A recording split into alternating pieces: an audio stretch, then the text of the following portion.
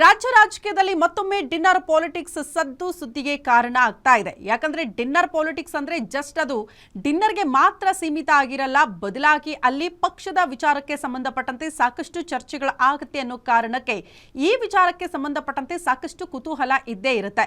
ಹಾಗಾಗಿ ಕಾಂಗ್ರೆಸ್ನಲ್ಲಿ ಮತ್ತೊಮ್ಮೆ ಈಗ ಡಿನ್ನರ್ ಪಾಲಿಟಿಕ್ಸ್ ದೊಡ್ಡ ಮಟ್ಟದಲ್ಲಿ ಸದ್ದಿಗೆ ಕಾರಣ ಆಗ್ತಾ ಇದೆ. ಕುರ್ಚಿ ಕಾದಾಟದ ನಡುವೆ ಸಿಎಂ ಸಿದ್ದರಾಮಯ್ಯ ದಾಳ ಉರುಳಿಸೋದಕ್ಕೆ ಸಜ್ಜಾಗಿದ್ದಾರಂತೆ. ಕ್ಯಾಬಿನೆಟ್ಗೆ ಸರ್ಜರಿ ಮಾಡಿ ಪಟ್ಟ ಉಳಿಸೋದಕ್ಕೆ ತಂತ್ರ ಆಗ್ತಾ ಇದೆ ಅನ್ನೋದರ ಡೀಟೇಲ್ ಸಿಗ್ತಾ ಇದೆ.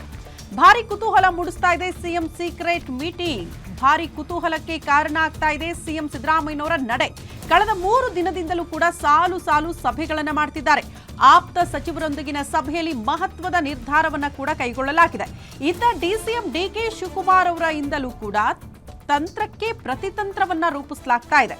ಹಾಗಾಗಿ ಸಿಎಂ ಕುರ್ಚಿಯನ್ನ ಗಟ್ಟಿಗೊಳಿಸಿಕೊಳ್ಳಬೇಕು ಅಂತ ಒಂದ್ ಕಡೆ ಸಿಎಂ ಸತತವಾಗಿ ಪ್ರಯತ್ನ ಮಾಡ್ತಾ ಇದ್ರೆ, ಹೇಗಾದ್ರೂ ಮಾಡಿ ಅದೇ ಸಿಎಂ ಕುರ್ಚಿಯನ್ನ ಗಿಟ್ಟಿಸಿಕೊಳ್ಬೇಕು ಹೈಕಮಾಂಡ್ ಮೂಲಕ ಅಂತ ಡಿಸಿಎಂ ಡಿಕೆ ಶಿವಕುಮಾರ್ ಕೂಡ ಪ್ರತಿತಂತ್ರವನ್ನ ರೂಪಿಸಿದ್ದಾರೆ. ಹಾಗಾಗಿ ಯಾರ ಕೈ ಮೇಲಾಗುತ್ತೆ ನವೆಂಬರ್ ಹೊತ್ತಿಗೆ ಅನ್ನೋದು ಸದ್ಯ ಇರುವಂತಹ ಕುತೂಹಲ.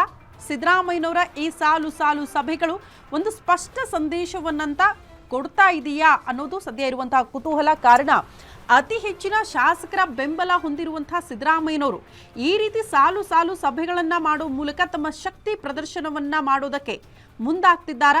ಆ ಮೂಲಕ ತಮ್ಮ ಸಿಎಂ ಕುರ್ಚಿಯನ್ನ ಗಟ್ಟಿಗೊಳಿಸುವಂತಹ ಪ್ರಯತ್ನಗಳಾಗ್ತಾ ಇದೆಯಾ ಅನ್ನೋದು ಒಂದ್ ಕಡೆ ಚರ್ಚೆ ಆಗ್ತಾ ಇರುವಂತಹ ವಿಚಾರಗಳು.